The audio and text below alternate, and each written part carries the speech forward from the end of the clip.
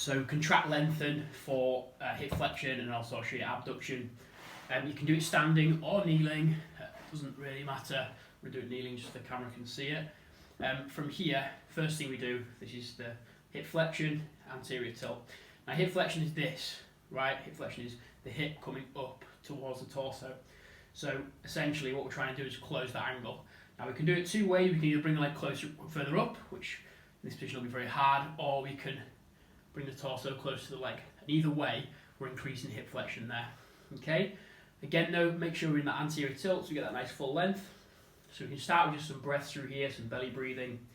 And then once we've established the position, once we feel like we're into it, the contraction phase is driving down, driving the foot down. So we can go 10 seconds, 9, 8, 7. You'll feel all this engaging. 6, 5, 4, 3, 2, 1. The lengthen is trying to pull the leg up and simultaneously bringing the torso towards the leg, keeping that anterior tilt.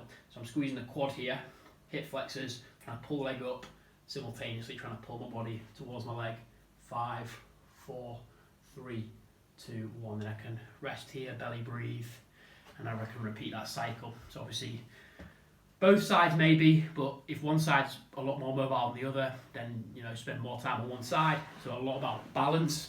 And if we're doing it for abduction, it'd be this position here, right? So we could do it with the foot facing upwards, or the foot turned in slightly, whatever feels more comfortable for you. In terms of your hip, if you're kind of pinching this position here, then yeah, I'd suggest turning it in slightly, or vice versa, turning it out slightly. So find a position that feels comfortable for your hip.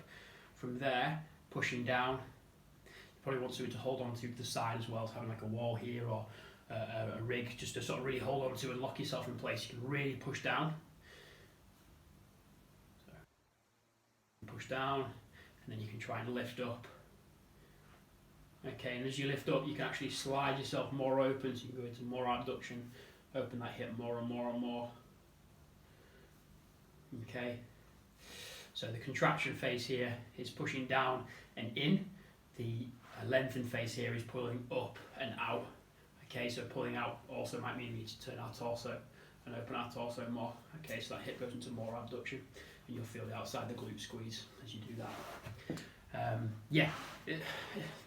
These are just variations of the contract lengthen for the hip in flexion and hip in abduction.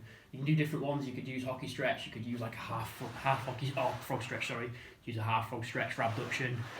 Kind of what you use doesn't really matter. It's what feels good for you. But these are just two examples of how you could do it.